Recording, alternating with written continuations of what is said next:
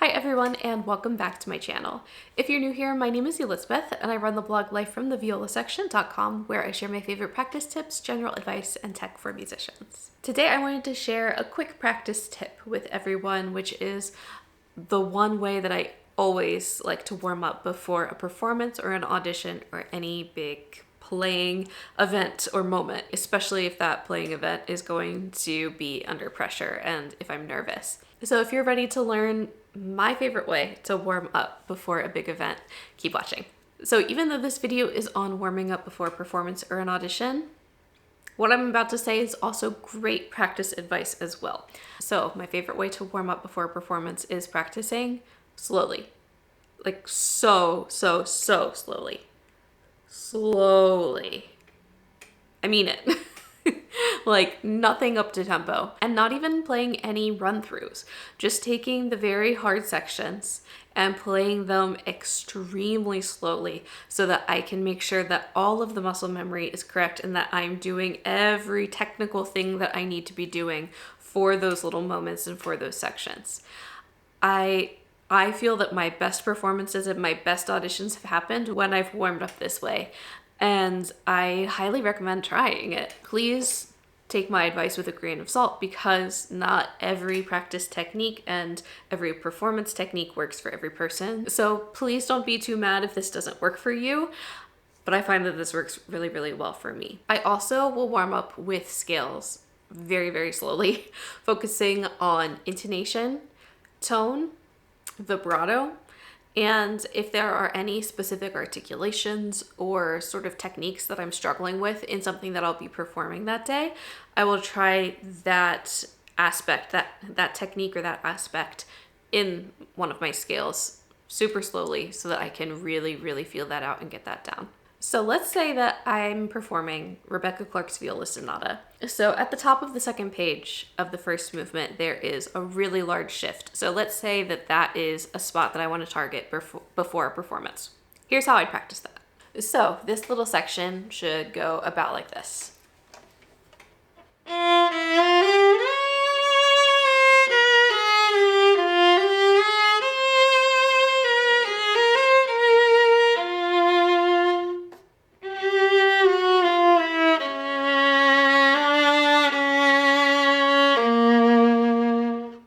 Let's just stop it there so we don't take too long. So for a performance, I might go about this tempo.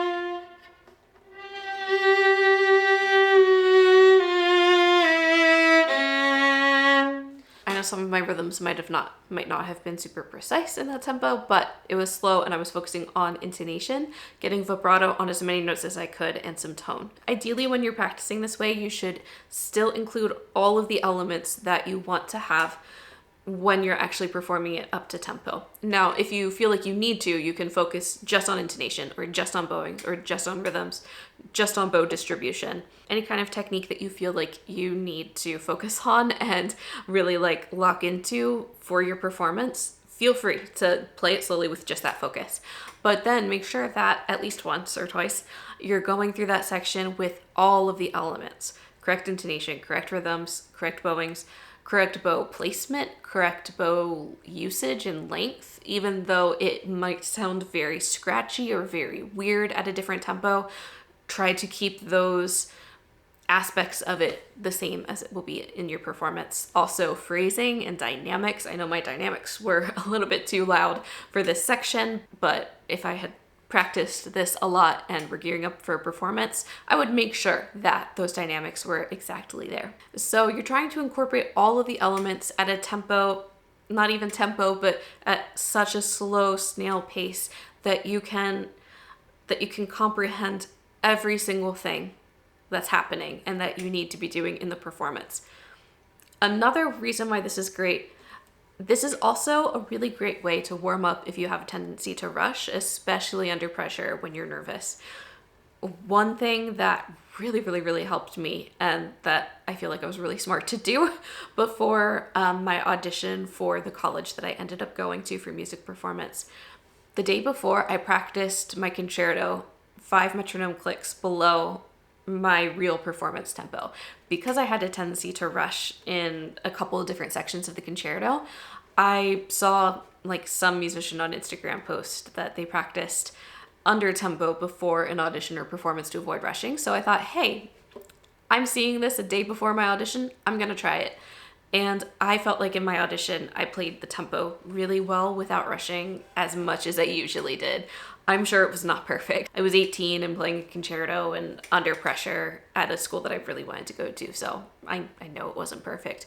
The good thing, though, is that I don't remember any specific mistakes that I made in that audition. I know it was 11 years ago, and I don't remember specific things. And thinking back on auditions that I've had in the past, I remember maybe one mistake that I've made in an audition, and that was a harmonic that I sort of missed and it didn't ring quite right. And myself and the judge laughed because it sounded so bad.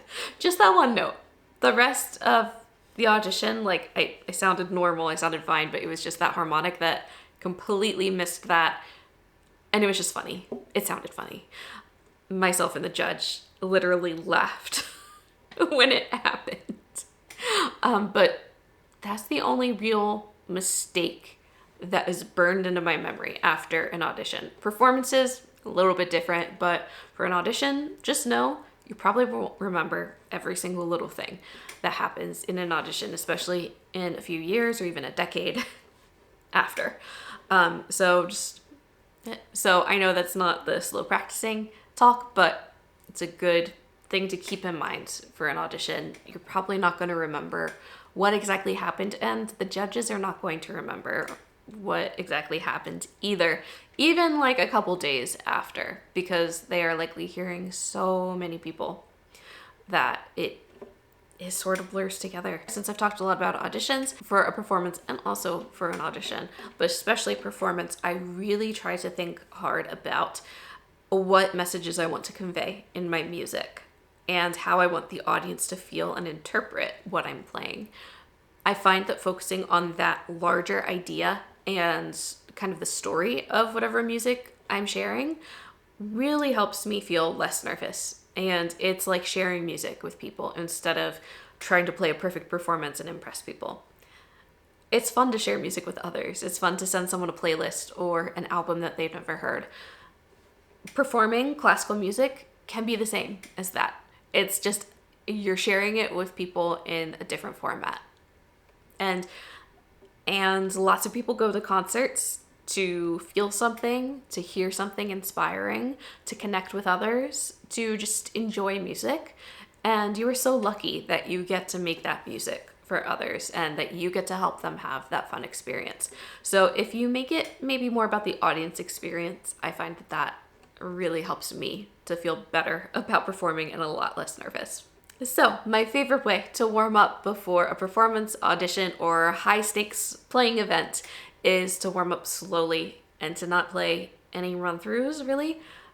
My reason for not playing any run-throughs is because I often find that when it's sort of fresh, we tend to do things a little bit better. Sort of like when you mess with a good thing, it gets kind of worse. Often we make very cool musical choices and interpretations when we're playing something for the first time in a day. And it's not to say that I go in unprepared, because I am practicing the hardest sections, and the way that that works for me is by playing them very, very slowly. So I've gone over the things that I feel like I need to go over. Then the interpretation can be fresh for the day and not tired from doing like 5 run-throughs backstage or in the warm-up room. So if you think this sounds like it would work for you, maybe you might want to give it a try for your next performance or audition. And if you are still on the journey of figuring out how you perform and how you play under pressure, it can be a long journey. So if this does not work for you, I'm sorry. Keep trying different strategies. Keep looking into them. I have lots of practice tips on my YouTube channel here and also on my blog. My blog is lifefromtheviolasection.com, and I always have it linked in the description box. I also have a blog post in the description box that I just wrote that goes along with this video and has things laid out in a little bit more of a precise way, a little bit less conversational. So if you want to save that and come back to it for your next performance, please feel free to go right ahead. Thank you so much for watching today's video. Please let me know down in the comments if you've tried this or if you plan to. I would love to know about your performing journey. Thank you so much for watching, and if you like this video, please consider subscribing. I'll see you guys next week.